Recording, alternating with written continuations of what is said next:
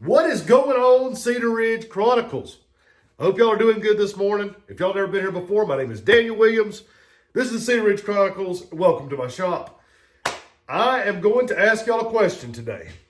If Bob Ross was a taxidermist, what do you think he would give you for advice when it comes to starting taxidermy? Now, in the last year, I guess, probably, maybe a little less than that, about the last 6 months, especially over this last deer season, I don't know if it's because I've gotten enough of a following now to where I'm getting all these random people see me for the first time or what, but I'm getting a lot of criticism as to what you can and can't do when you're doing taxidermy. This is after these people watch me do it on video and then tell me that it can't be done that way. Now, there is a bunch of different ways to mount a deer head. There's a bunch of different ways to do all kinds of taxidermy. There's a lot of different kind of repairs, all sorts of things. Really, it comes right down to personal preference. Some stuff looks better than others. Some results turn out better than others. And obviously, over the period of the last 10 years since I've mounted my first deer, I have changed a lot of what I've done. So I don't keep everything the same ever. I mean, I'm always changing, trying to find new techniques and trying to find better ways to do stuff. But you can mount a deer in your basement if you want to, screwed to a pallet, and turn the ears with a butcher steel, because I did it on my first deer. So don't tell me it can't be done. Now, I think a lot of the reason for this is because a lot of the guys that are making these comments, as the algorithms work on social media, it shows your content to more and more people depending on how many followers you have, how many views you've got, everything else. So there are a lot of people that are seeing me for the first time and wondering, who is this guy? He's an idiot. He's not doing everything like everybody else. And this doesn't make any sense. So for those of y'all who have been watching me for a long time, y'all know that there have been things I've done in the past where I was like, this didn't work as good as this does now. So y'all start doing this, because for me, it's been a learning process since I started my channel anyway. But back to Bob Ross. Now, I'm pretty sure that Bob Ross was an anti-hunter. He talked a lot about how he doesn't understand how people can kill these beautiful animals. So I don't think Bob Ross would ever be a taxidermist, but in the painting world, I've always been a big Bob Ross fan. I've painted since I was a little kid. And what I liked about Bob Ross was that Bob did not care if you were talented. He did not care if you were a painter. He didn't even care what you did for a living. He didn't care who you were. He just wanted everybody to pick up a brush, get some paint, and paint a picture, because he knew how beneficial it was to him as a person and how enjoyable it was in his life. And he wanted to share that with everybody else. And I truly believe that if Bob was standing here right now, even in a taxidermy shop with a bunch of dead deer heads, I honestly believe that he would take up for me and for other taxidermists when people tell them, you can't do this, or you don't need to do this way. You know, for him, it was a joyous, they call it the joy of painting. You know, that's what he loved and brought joy to his life. So that's what he liked to teach. Now, that's kind of where I'm at with taxidermy. Like, I love teaching everybody what I'm learning. And a lot of what I'm learning is in real time. You know, there's a lot of things that I do differently yesterday than I did a year ago, 2 weeks ago even. So for me to be able to share all that for somebody that has never mounted a deer and wants to try to mount their own deer, that's how I got into it to begin with. So I got on YouTube. I figured out how to do it myself because I have so many deer mounted that are mine. I got tired of paying for it and just wanted to do my own. And that's a lot of people's situation. Usually the criticism I get is not from people wanting to learn how to do deer. It's from other taxidermists. And the issue that I have with that is that these taxidermists, I don't know if it's jealousy. I don't know if it's them trying to prove that they're better than me or than some other taxidermist or whatever it is. I don't understand. But I have not had any trouble getting business because I'm teaching taxidermy. And I have not had any trouble with people giving me a negative response of how their work has turned out the way that I've taught them to do it.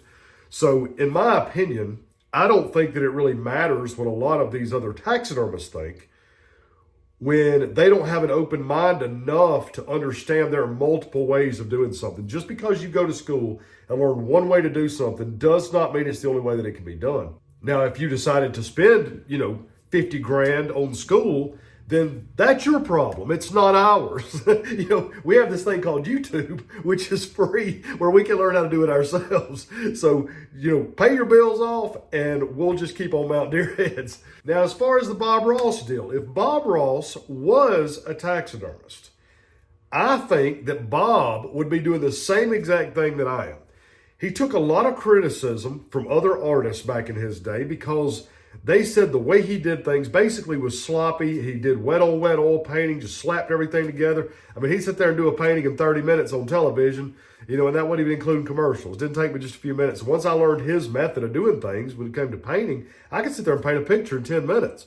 And it looked pretty incredible compared to what I was trying to do to begin with. Now, it's not like super realism or anything like that, but there again, yet another example of how there are many different ways to do something. I mean, Pablo Picasso's stuff looked like straight garbage compared to Leonardo da Vinci, But back in the day, maybe they would have screamed at each other and talked about how this was not art or this was not art, but they're two of the most famous artists of all time.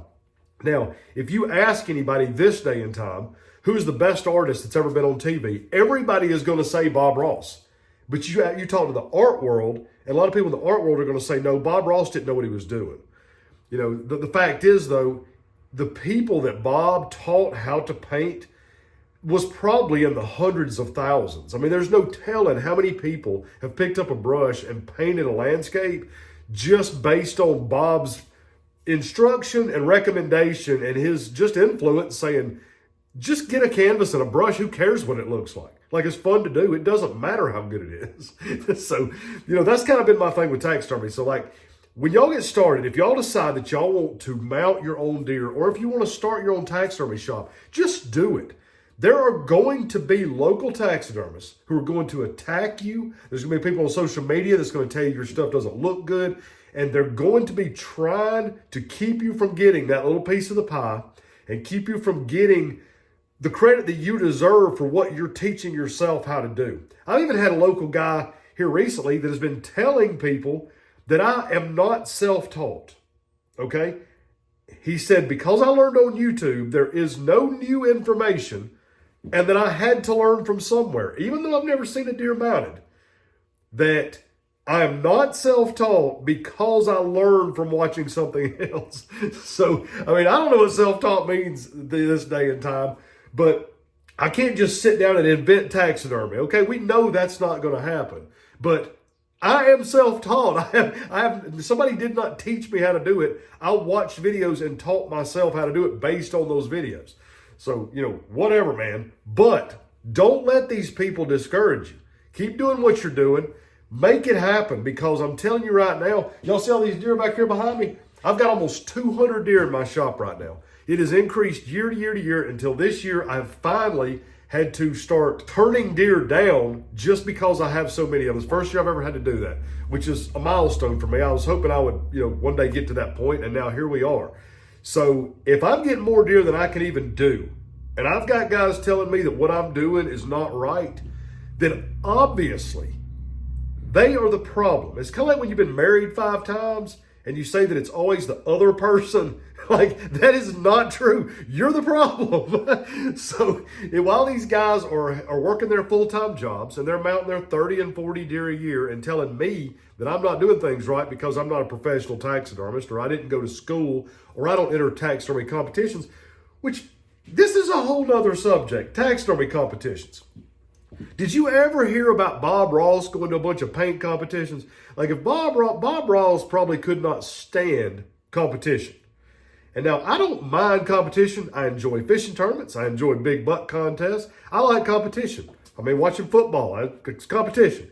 But when it comes to taxidermy work, if I have got to have a judge tell me whether or not my work is good enough, I'm taking the opinion of one man or a panel of judges, maybe it's 4 or 5, and I am swapping that for the opinion of 200 customers that trusted me with their animal. What sense does that make?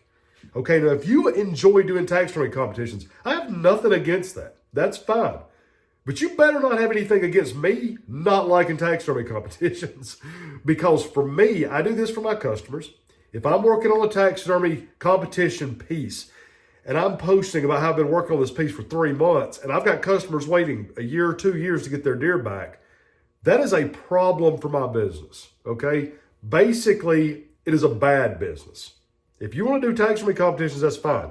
But you better not take so much work in. You got people waiting 2 and 3 years and mad at you while you're working on competition pieces just so you can go and brag to somebody. Because really, it's about bragging rights. Those ribbons, those trophies, man, all of that is really cool. And it's a personal achievement for sure, to try to hit those goals. If that's what you're into, then that is awesome. But I personally am doing this for a business. I'm doing it to make money, and I'm doing it to get my customers deer on their walls at their house.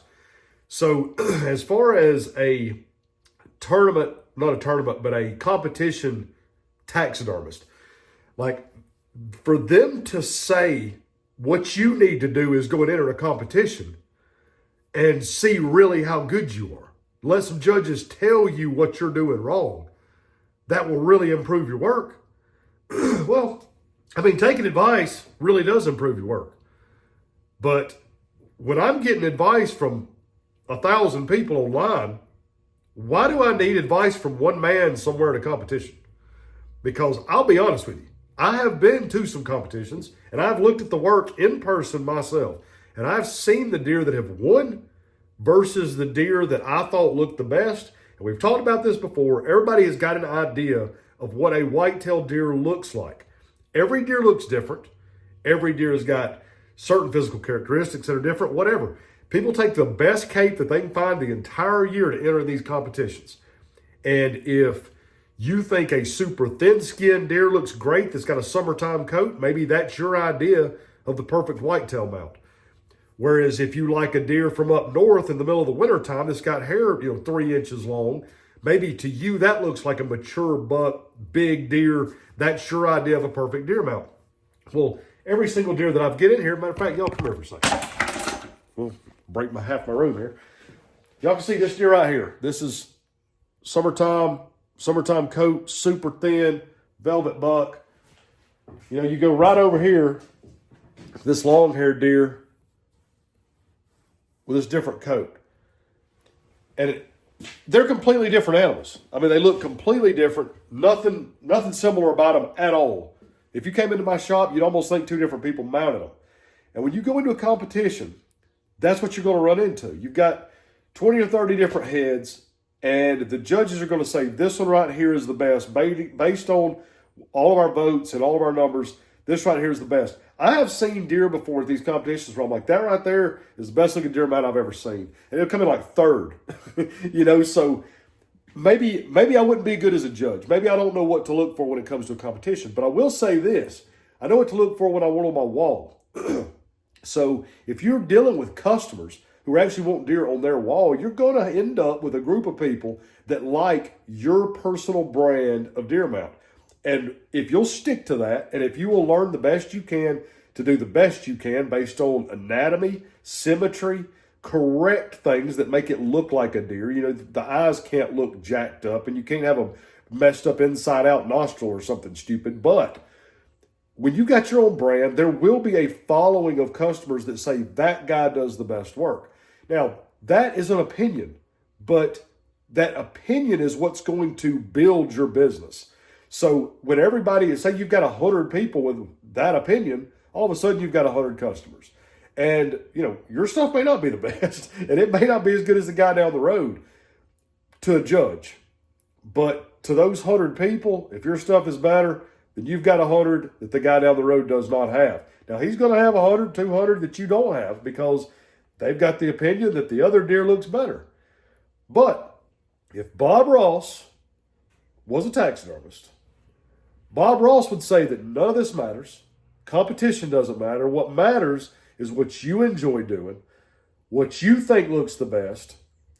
And if you can get that money in your pocket for doing what you love and for what you think looks the best, then roll with it.